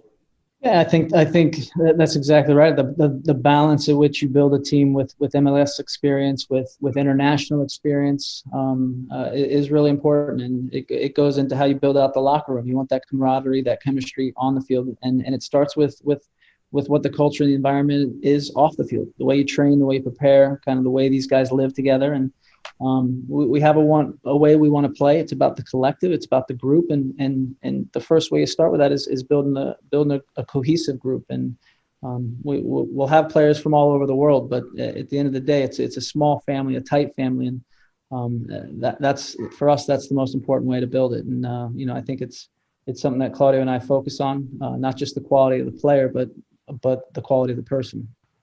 Yeah, guys, one for both of you. And I know you spoke on wanting to get balance and age, but also around the pitch. And it seems like you really went for that both in the trade window and today in the expansion draft. I just wonder if you could speak on the players that were available, but also wanting to get balance, and whether you've sort of achieved that game plan that you set out on, and how you feel about the balance of the squad. We feel good. I think that was part of the goal with the trades and also expansion draft. And with each addition to the squad, it helps filter our decisions and just find the right pieces to continue to add. So we obviously still have more work to do, but certainly with the trades and expansion, being able to get domestic players who know our league spread out throughout different areas, back line an attack as well, a few in midfield that, we feel pretty good. We got a goalkeeper, but certainly the work continues. We got more players to add, and again, we'll be busy over the next coming weeks and continue to add to build this squad. But we feel good, and we got more and more players added to the squad, and it's just coming to life, which is great. Hey, Claudio, I just wanted to ask quickly about the Kamal Miller trade. So Miller is a promising young defender that probably would have been a decent fit as well, but it seems like you ended up getting some decent allocation money out of it. So can you just expand a little bit on the logic behind that trade? Well, yeah, we were hopeful to get some allocation money back in the expansion draft, and the amount we got was great for us. And yeah, he is a good player. Obviously, he attracted interest from a few teams. On top of that, getting the number 11 draft pick in the super draft in January, thought was also another nice pickup.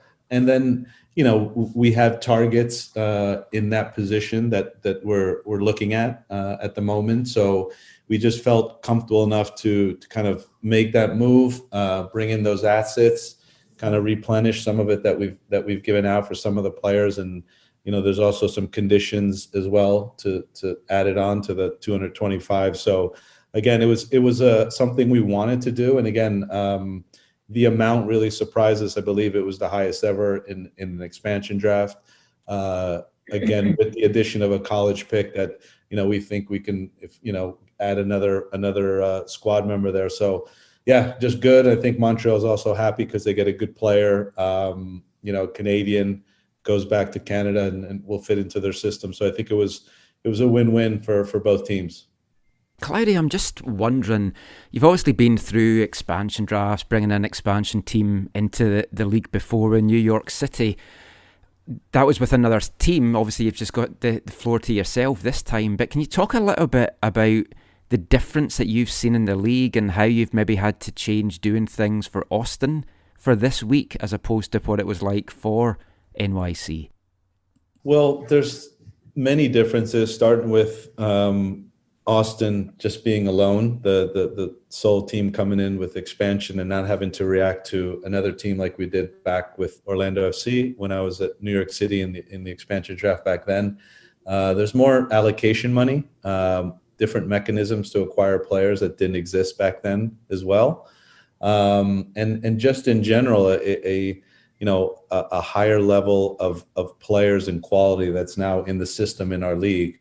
With that, though, there's an extra player protected, and back then there was 11, when now there's 12. There's also more players that are auto protected through homegrowns and other mechanisms as well. So, there was more teams exempt this time around. So it was challenging, but I do think, credit to MLS and trying to keep the expansion teams in a fair opportunity to build good squads, with just the different allocated cash that we have. There's more GAM than we had back then as well. And obviously TAM now that we have in the league to bring players from outside the system. And also free agency. The bar's been lowered in terms of players being eligible for free agency, which didn't exist back then. So, we've had to weigh everything up, and sort of not just expansion draft in itself, but the allocation money that exists now, and also these other mechanisms. So, the sequence of it as well, that, free agency comes just after expansion draft, and us hopefully being able to add a few more players through that. But yeah, it was certainly, in many ways it was the same because there was that anxiety of who we're going to pick. But really the biggest difference really was being able to control it ourselves and make all the picks. Josh, how much, what you have right now, what you're looking for, what is the percentage of the 100% of the players of the team on one side experience and one side young and with good development still? And also profile of the team. How do you want to look on the field?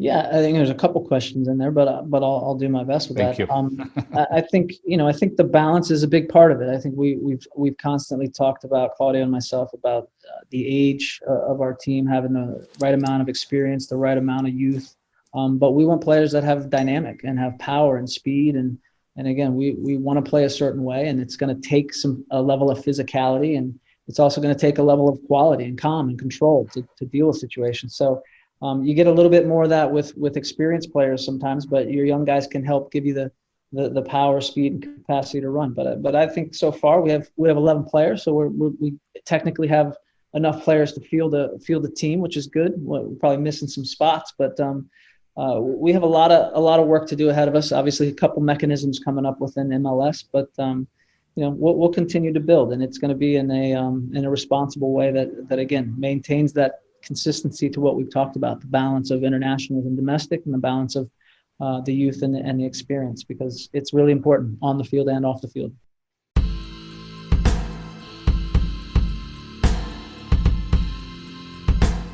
So some interesting stuff there from Austin FC Sporting Director Claudio Reyna and Head Coach Josh Wolff. It's been interesting watching these expansion teams over the last couple of years. I mean, it's something that, coming from the kind of football culture that I've come in the UK, expansion teams, drafts, things like that, has been quite alien to me. I do genuinely like a draft. It's like I do find them kind of, they can be exciting, they can be boring, they're often very interesting, but I do like watching how a team kind of gets built from scratch. And it's obviously something Whitecaps head coach Marc Dos Santos enjoys. He's done it in Ottawa, he's done it at San Francisco Deltas. Whitecaps in 2018 was like an expansion, but clearly it wasn't a pure expansion and didn't go fantastically well either, we have to be honest. But these new teams coming in are kind of setting the bar as to what is expected now of expansion teams. You've had some teams come in recently that have struggled. FC Cincinnati have struggled from day one, they're still struggling today. Orlando City and Minnesota United, they struggled initially, but they've both started to kind of reap the fruits of their labours now, and they've kind of started to turn things around. Both had excellent 2020 seasons. I mean, Atlanta came in and kind of set the bar immediately, but obviously they splashed a lot of money in the process as well. So maybe they're an outlier in this, because there's not going to be a lot of teams that can maybe live up to what Atlanta did. But it was fascinating to see how well Nashville did this year. So many things went on for Nashville in their debut year in the league. Missing the MLS's back tournament through COVID, changing conferences to become an Eastern team, making the playoffs, playing a style of football under Gary Smith that a lot of people don't enjoy watching, but I do feel it is effective. You build from defence first and you get results that way. What will Austin be? That's what everyone is kind of wondering just now. Are they going to be like a Nashville, or are they more going to be like FC Cincinnati? I kind of think with the knowledge that is there, because I mean, Reyna has had 6-7 years at NYCFC, so he's learned a lot there, seen what happens well, what goes wrong. I asked him there, as you heard, just how this draft was a little bit different for him than the draft he went through with NYCFC. But I think Nashville showed the importance of having those MLS players with experience, and Austin are looking to have this mix of some young guys but some experienced heads in there as well, experience of the league and experience in overseas football. So they're big splashes that they're going to make next year when the transfer window opens, designated player additions, stuff like that. That's going to be very fascinating to watch, just how they build this team. Might not like, in fact hate, the way that Austin ended up getting this team, jumping ahead of others, everything that happened with Precourt in Columbus. But I mean, Austin's a city that I've always found a wonderful city. It's a place I've wanted to visit. I've wanted to go and see South by Southwest there. It seems a great culture, and it's got a good footballing history as well with the Aztecs, who have been kind of messed around themselves over the years. So I am genuinely fascinated and curious as to how well they do there, and we'll be keeping a close eye on them. It's also a city that I do want to pay a visit to. Probably won't be happening in 2021, so maybe 2022. I just think that will be a fantastic road trip, and one that will be definitely the top of the list for a lot of supporters around the league. But we mentioned there Claudio Reyna's connections with NYCFC.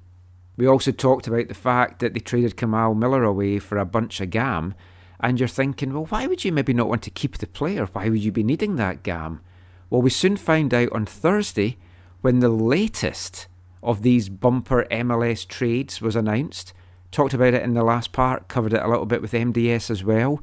New York City FC's Finnish captain, Alex Ring, making the move from the Big Apple to Austin in a deal that saw New York get $500,000 in 2021 general allocation money, $250,000 in 2022 GAM, and performance-related additional sums on top of that as well. Definitely a big splash. Ring has spent 4 seasons in MLS so far, 120 career appearances, 10 goals, 13 assists, captaining the side, and has definitely been a key player for them. And as we talked about, these sides come in and they're not afraid to just throw these Garber bucks about and make these big splashes. And clubs like the Whitecaps, they need to try and do this. They just need to try and keep up with these sides to get that important MLS experience into their ranks as well. So we'll keep an eye on Austin over the coming weeks and months as well. I've enjoyed jumping on the calls with him in the last week or so. We'll bring some more of those when we can. And Ring's former side, NYCFC, were involved in the CONCACAF Champions League quarterfinals that took place this past week. The final is coming up on Tuesday, and it's going to be an absolute cracker. Mexican powerhouse Tigres taking on MLS's LAFC.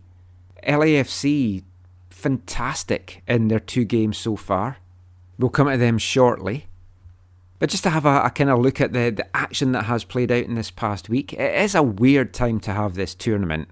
But it kind of works, it fills the void. I've really enjoyed watching the games. I'm glad TSN decided to show all the games. It's just been great to follow it, so hopefully you have been watching at home. Things were not going well for the MLS sides to start things off. We'll come to Montreal in the next part. They played on Tuesday, as did New York City FC. Trailing 1-0 to Tigres from the first leg of their quarterfinal way back in March, they went down to a heavy 4-0 loss on Tuesday night. And it's been tough for the MLS teams because they've just had 23, 24 days off. Longer in Atlanta's case as well. So trying to get back into the swing of things was certainly tough. So that was a heavy 5-0 aggregate defeat for NYCFC. I'll just play a little bit of audio now from a question I asked head coach Ronnie Delia on the post-match press conference. Hi Ronnie, it's obviously been a difficult year and a difficult season, but you can now finally draw a line under.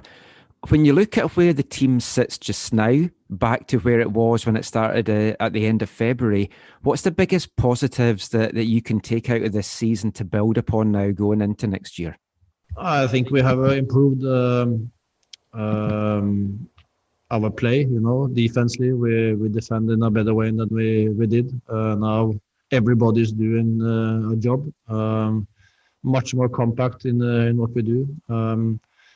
We're creating chances and winning football games. The last 17 games, I think we had 11 victories, 3 draw and 3 losses. And also when it come into the playoff game, we were very close to go through against Orlando. But there was penalty in the end. It's small details now that we need to improve to be a team that really can fight for the title, and that's what we want to do next year. We need to keep on building our culture, building our style of play. At the same time, we need to add some players now because we have lost some on the way, and also it's important to get some new blood in now so we can get something extra into the team. Ronnie Delia there, just given his thoughts as to what NYCFC need to do now to try and build on how they were this year. Finished 5th in the East, made the playoffs, bounced out though in that amazing penalty shootout to Orlando City. But certainly signs are there that he's got a good base to build on. Wednesday night saw Atlanta United crash out, 3-1 in aggregate against Club America. They did win on the night though. A goal from Jackson Conway with 8 minutes to go gave him a 1-0 win over the Mexicans. And in the second game of Wednesday night, LAFC Great fighting spirit shown from them. This was a game that they hadn't actually managed to get the first leg played back in March. So this was just a one-off, straight, kind of good old-fashioned cup tie. LAFC against Cruz Azul. Cruz Azul took the lead from the spot, Jotun scoring in the 15th minute. Tied up though 7 minutes before half-time from Carlos Vela.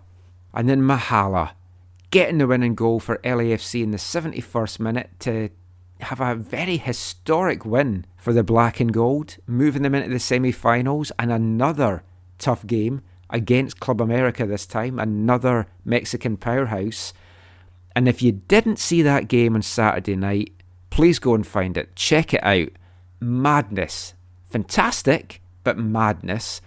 And a game that definitely highlights why VAR, which has many faults, but if there's one region that needs to have VAR, it's CONCACAF. And I think this game showed you why. Club America took the lead from Caceres 12 minutes in. And you're starting to think at that point, this is going to be a tough ask now for LAFC. Made even tougher when Eduardo Atesta was sent off just before half-time. Should never have been sent off. Ochoa in the Club America goal made the most of an incident. Atuesta then gets pushed over. There was no action taken there, but straight red for Atuesta. After that, the game got really chippy. Things happened at half-time. Coaches were sent off. Just crazy stuff, but a goal down, a man down. The writing looked on the wall for LAFC, but what a second half performance. Amazing fighting spirit, again, shown by the LA side. Carlos Vela, 2 goals in a minute to start the second half in the 46th and 47th minute, had them in dreamland and really had them in the ascendancy. Even though they were a man down, they were looking really comfortable. And of course that then meant America had to kind of push forward to try and tie things up, but their own case wasn't helped when they actually went down to 10 men themselves. Luis Reyes seeing a straight red for attack on Diego Rossi late in the game. And then Club America tried to get a few things going, weren't really able to get anything done. And then Latif Blessing, 5 minutes into second half stoppage time, puts the game to bed with basically the last kick of the game. A 3-1 win for LAFC. Into the final now, taking on Tigres, who saw off Olympia 3-0. Olympia had come through against Montreal on Tuesday night. Montreal won in the night, but 2-2 in aggregate saw Olympia go through on away goals. And this final on Tuesday, 7 o'clock Pacific time, it's going to be in TSN. It should be an absolute cracker. Can LAFC become the first MLS side to lift the trophy? So yeah, it's going to be a tough ask, but I wouldn't put it past them at this point, the way that they've been playing, the confidence that they've got, the momentum that they've got, and the form that Vela seems to be in when he's playing these Mexican teams as well. So we'll just round off this part with a little bit of audio from LAFC head coach Bob Bradley. I really wanted to ask him what it would mean to him personally, with everything that he's achieved in the game in America, for him to be the first coach to deliver a CONCACAF Champions League to an MLS team, what that would mean to him. Fortunately, wasn't picked in the press conference to ask a question, but going to bring you a little bit of audio from Bob Bradley just now, just talking about the win and just what it means to him and to the club. Yeah, amazing effort by the guys. At halftime, we felt that we would still win the game. I mean, I didn't expect that a couple minutes into the second half, Carlos would have already scored twice. But the mentality at halftime, the intensity throughout the second half, the way guys like Pancho and Latif came on and were able to help, just a team effort where commitment and the intensity was just awesome. So, you know, we've tried over the years to just have a way of playing and a style, but to go with it. We've constantly tried to find a way that we can develop that kind of mentality to win tough games, to get to finals. I think we've learned from some of the moments that slipped away from us. And tonight you could see the concentration on so many guys, the guys in the back moving out, organizing, winning balls, still finding moments to play. So I'm really proud of everybody. And, you know, Carlos is such a special player, special leader, captain. And man, what a night for him. After all that you and your club have been through this year, what does it mean to have the chance to play in a Champions League final? Yeah, it's awesome. I said that. Those were my first words, I think, today. We lost 2018. We lost in the semifinals of the Open Cup. Last year, we lost in the semifinals to Seattle. So we know what it feels like. And semifinals are the games where, man, everybody feels the pressure and because getting to a final is so special. And you could sense that our group going into the game tonight and even at halftime, that whole idea that we were going to not stop, but we were going to find a way to get into the final, that was so clear. And that's the reason I'm so proud of these guys. And, that's how you grow as a club. I always say that we're in our third season. And from the beginning, we had an idea of what kind of football we wanted to play and how we needed to connect with our fans and have an identity. And, that doesn't mean that every result just goes your way. You got to keep trying to get better. You've got to develop that mentality. You've got to sometimes suffer a little bit. And we have. So to be in a final is really special. So Bob Bradley there, just talking about LAFC's fantastic win over Club America on Saturday night. Tigres coming up on Tuesday. Make sure you put that in your diary. It's going to be an absolute cracker. But that is it for this part. As we mentioned, Montreal were also in the Champions League action. And the final part of tonight's show, we're going to be kind of having a little bit of a look at the state of the Impact. Which, call them that while you can, because you might not be able to for much longer. And we'll be back with all of that after this. Hi, I'm Carl Valentine. You're listening to the AFTN podcast. Silent night, holy night, everything's gonna be alright. Silent night, holy night, maybe not, but let's pretend it might. Take a bone from the dish, then break it in half and make a wish. Silent night, holy night, everything's gonna be alright. We're on a Christmas holiday, sat around with nothing left to say. We're on a Christmas holiday, you don't have to stay if you don't want to. We're on a Christmas holiday, sat around with nothing left to say. We're on a Christmas holiday, you don't have to stay if you don't want to. If you don't want to. We're so glad you came. Do you want to join in with a board game? We're so glad you came. Do you want to join in with a board game? We've got something cooking in the kitchen that doesn't fit with your dietary restriction. Every year's the same. We're so glad you came. We're on a Christmas holiday, sat around with nothing left to say. We're on a Christmas holiday, you don't have to stay if you don't want to. Welcome back to the final part of tonight's AFTN Soccer Show on CITR Radio 101.9 FM. And kicking off this part, it's our Christmas song for this week's episode. We played it on last year's Christmas special. We've got the other side of it coming up in this year's Christmas special. But that was German band Gurr, who were Artists of the Month here at AFTN way back in January. Remember then? Way happier times back then. And that was their song featuring Eddie Argos from the band Art Brut. That was Christmas Holiday.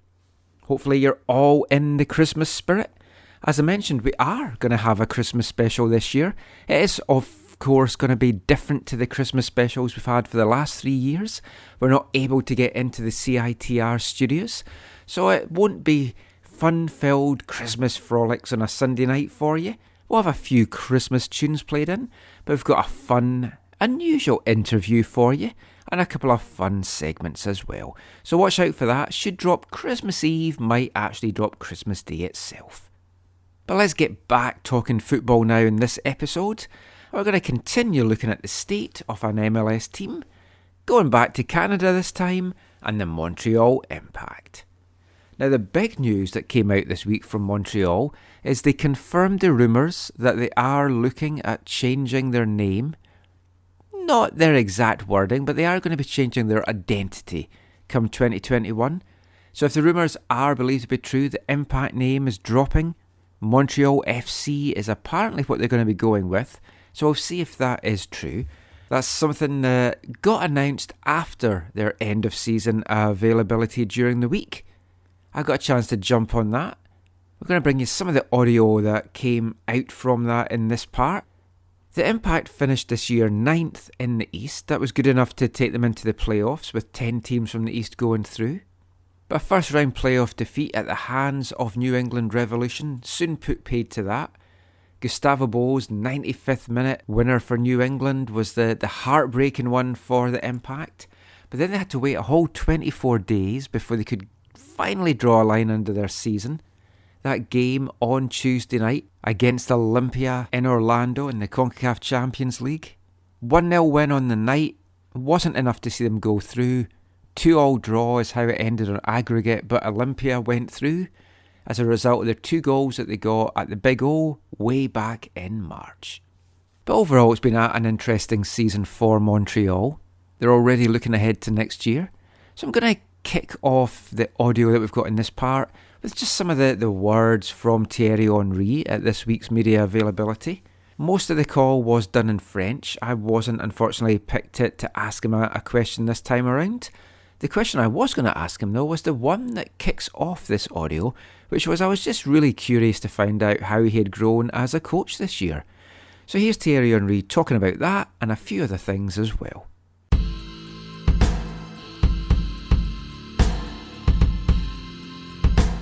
Coach, you've been on the job for 1 year now. What did he learn about yourself that will make you a better manager for 2021?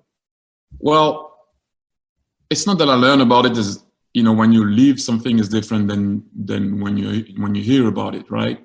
And so, as a player, I could have told you that emotionally the game is tough.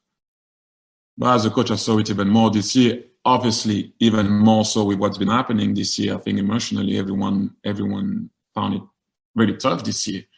But on a personal point of view, at a job level, obviously, me being a coach, the mental health of the player, the integrity, the physical integrity of the player, is beyond everything that you can think of. We always talk about results. We always talk about them performing. We always talk about them not being good, not fighting enough. And rightly so, that's the way I am. And I will always call it if someone doesn't do it the right way, especially for the team, right?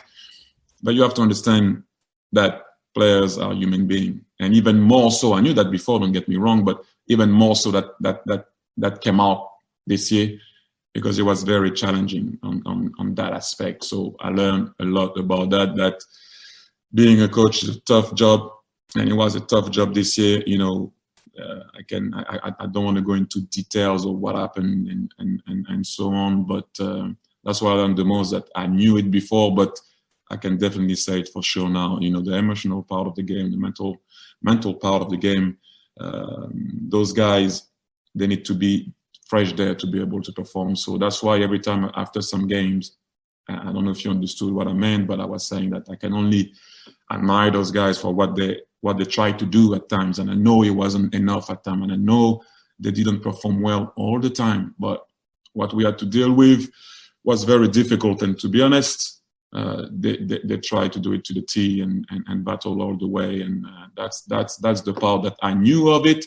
But I'm even more sure of it now. I'd just like to ask, you were just following on your last answer. People handle adversity in different ways. Sometimes you learn a lot about people when they go through adversity. So I just was wondering if you could give us a couple examples of certain players on your team who maybe showed you something that changed your evaluation of them, either on or off the pitch, in a positive sense. Well, a lot, in all fairness. I challenged Louis Binks all season.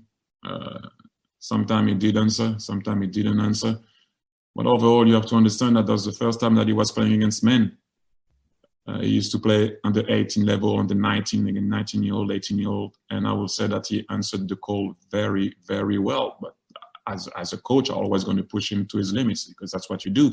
Amar Sejdic, I pushed him also. I battled with him also all year to make sure that he was going to understand what was at stake and what he wants to do. Can he go in the national team? Does he want to go in the national team? He needs to work hard.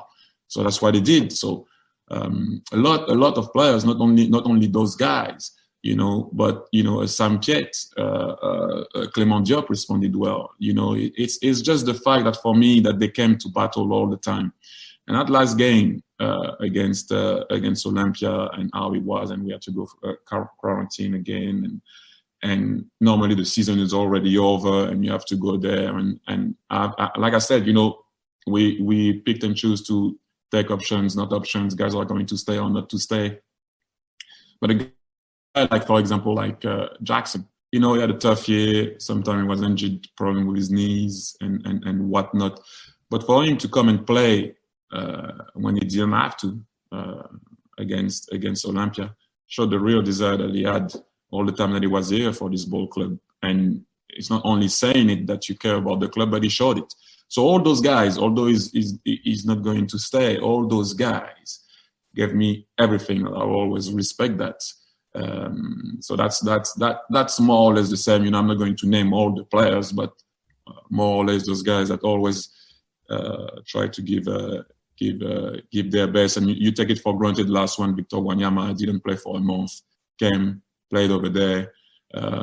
All those moments, that you obviously value. Could you speak about what you can take moving forward into next season from both this game and the year as a whole? Do you know more about your team, what needs to be done? Well, it's going to be an adjustment, obviously, because it's the end of the season, and so we'll see who's going to come, who's going to finally definitely go. But like I said, when I arrived, I said that this team is going to be a team that's going to fight. It didn't always happen all season, and when it didn't happen, I said it after some games. This team is going to try to play, and you saw that we're trying to play against anyone. Sometimes we got caught, as you know, but this team is brave, wants to play, fights.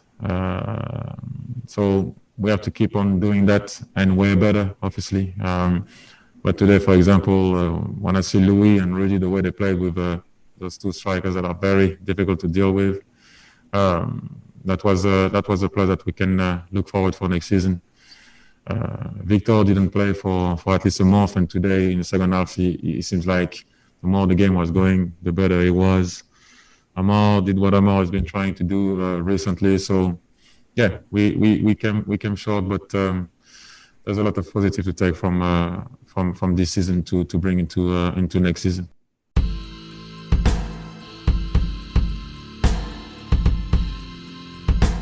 Thierry Henry there, fairly happy with how his Montreal side have advanced this year. But was the man that kind of calls the shots above him happy with Thierry Henry's performance? Sporting director Olivier Renard, he spoke to media as well during the week, just about a whole host of issues. Let's hear what he had to say.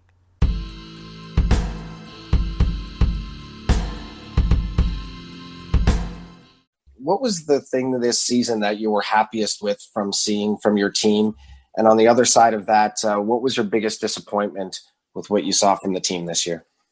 Well, the positive thing was the fighting spirit that we had the last match. The last match maybe was the more difficult game for everybody. You need to know that more than 1 month ago, nobody wanted to go to play this game. And when I saw after the game, the fighting spirit that we had against Olympia, that was for me with many young guys. I know that many people spoke that we missed on that time important player, but we don't lose the qualification for that Bojan was not there or another player. For me was the fact that we didn't train for 14 days. Otherwise, I think that we can make another result. But the positive thing for me was the last match about the mentality of the team, and it is what I want for the future. The more difficult was maybe the decision when I took the decision to stay in New York after losing game against Orlando, I took the decision for the club with the coach, and I know that for the player was not so positive thing to her that nobody go to the family, and I know that was a difficult day for everybody, but end of the story, we play a good game against DC, and that was for me the good choice, but difficult choice at that time. Hi, Olivier. I'm wondering if you can evaluate for us Thierry's first year as manager. I am very happy with Thierry for many things. The relation that I know him from before, but now we make many days, many months together with the team and with him. We spoke many hours about football. And the more important thing for me is the work that he's doing with young kids and the progress that Louis Bings made this year. That was Mr. Nobody. I saw him play with the under 23 from Tottenham, but he never played with big guys, against big guys. In this league, it's not easy for him, but he learned a lot. The progression of Zach Boubiard also, the progression of Amar Sejic. And I am sure that in the future he will continue this job with the young player. It's not finished. We need to improve many things, but Thierry is 200% in the project with me, and I'm happy with that. When you look at where this team sits just now to where it sits a year ago, what growth have you seen in the last year? Are you happy with that growth? And what are your key targets looking forward now for the next couple of weeks? But it's very difficult to explain the difference between before and now. With this year was a special year with all what you know and what happens with the COVID situation. But the more important thing for me is what we say 1 year ago with the age of the team. We want more young player. That's what we try to do and we want to do for the future also. We change. What we say 12 months ago happens now, and that means that we are not speaking for nothing.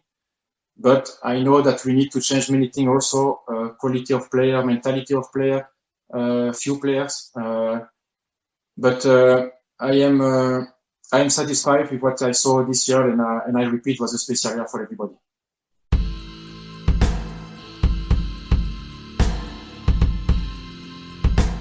Montreal Impact Sporting Director Olivier Renard there.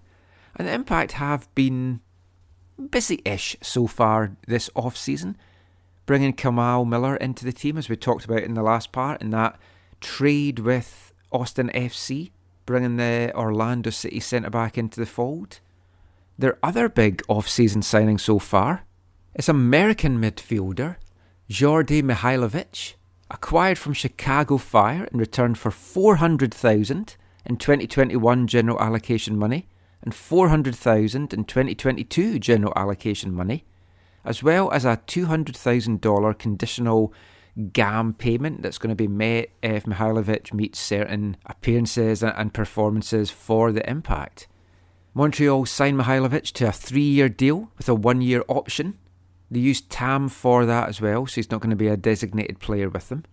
In his 4 seasons with Chicago, he played 73 games, 45 of them starts, scoring 7 goals and adding 15 assists. He's young, he's still only 22, so it's a lot of money to give up for quite a young player, but Montreal seem very happy with that acquisition. There's certainly a number of areas in the pitch that Montreal are needing to strengthen, and midfield's one of them. Certainly up front, they are on the search for that out-and-out number 9 striker, as we talked about before, so that's going to be the interesting one to see where they spend their money in that regard in the off-season. Also, how much, like the Whitecaps, COVID might come into things. If Montreal aren't able to play their home games in Canada, is that maybe going to affect players coming to join the Impact? Are players wanting to just leave their families in Quebec while they maybe have to go and play in America? It's the big thing that's really the stumbling block for all 3 of the MLS Canadian teams just now. And when you look at the chatter around about NHL just now, and John Horgan's not really wanting the Canucks to be playing games here by the looks of it, it still looks like it's going to be a tough long road ahead for the Whitecaps in 2021 in that regard. And we all know how tough it has been for everyone associated with all three of the clubs, being away from family, being away from loved ones, just being away from home comforts really. And just going to finish off this part by playing a little bit of audio from Montreal's Canadian international, Samuel Piette. He kind of just addresses that aspect of things and just talks about the difficult year it was for him as a player with Montreal from a player's perspective.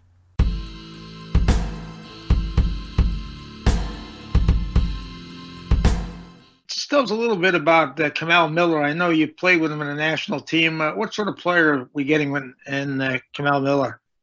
Yeah, Kamal is a very good player. I really liked him. I really liked him as a person. You know, as soon as I saw the news that we acquired him, it was right before the game against Olympia, and I right away messaged him.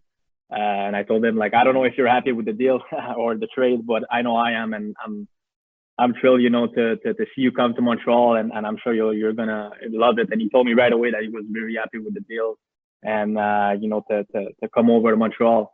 He's a guy, you know, a young guy, but he's gained some experience in the last two seasons with Orlando. He's a guy, obviously, we all know can play left back, left-footed, but can play center back. He's a big guy. He's really solid, and he's a guy very comfortable on the ball. You know, he's a guy that's not afraid to hit diagonals with his left foot. So no, I think we got a good guy, a good player first of all, but most importantly, a really good guy that, you know, is gonna battle for this team, for this city, because he wants to do good things for himself. And from the discussion that I have with him, you know, he likes as well where the team is going with younger guys and Canadian and stuff like that. So he's really excited about the project, and I think we acquired one of the good guys in Kamal Miller. Sam, knowing what the experience was like this past year, are you and your teammates okay with the potential of playing the majority of your MLS season in the States and not in Montreal? Yeah, obviously we don't want that. I'm sure you expected that response, but I mean, it was difficult, you know, being away from home and all the stuff that happened this year. I know the COVID situation is not resolved yet. I know some vaccines are coming along, but we still don't know for 2021 what it will look like, just in general, not just in football and sports. But I think you know, it was a little experience that we've had this year, and I think if it happens again in 2021, we'll be more ready, and we will know what to expect if we have to do that again. But I'm telling you, and I don't think it's a secret. Not a lot of guys will be happy with that, but if we have to do that, then so be it, and we'll have to deal with that.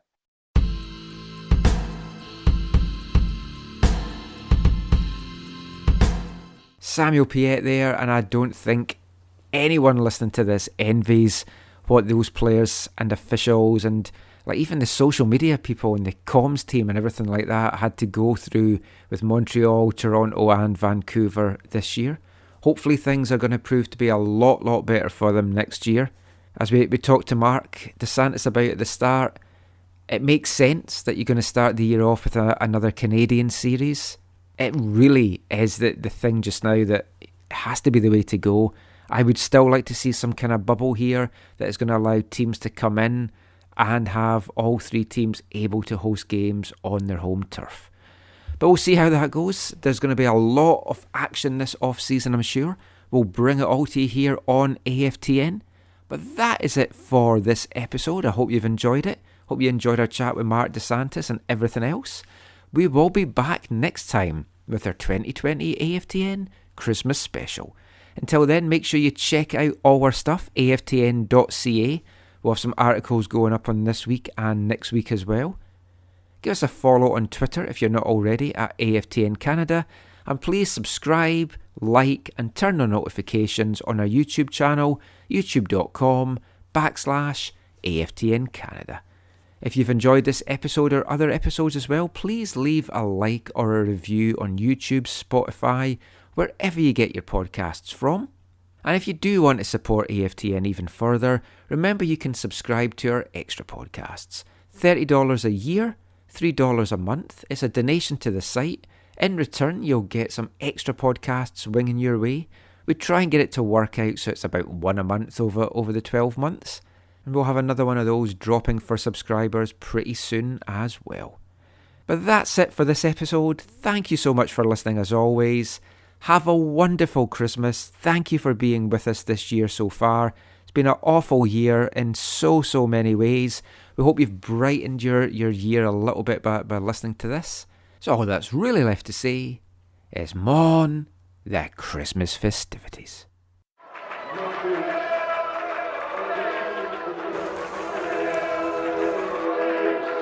Going to your first match is an experience you never forget. The atmosphere of what's going on around the pitch looks beautiful, and you always look and go, wow, I'd love to play here one day. If you get the bug, it's going to stay with you for life.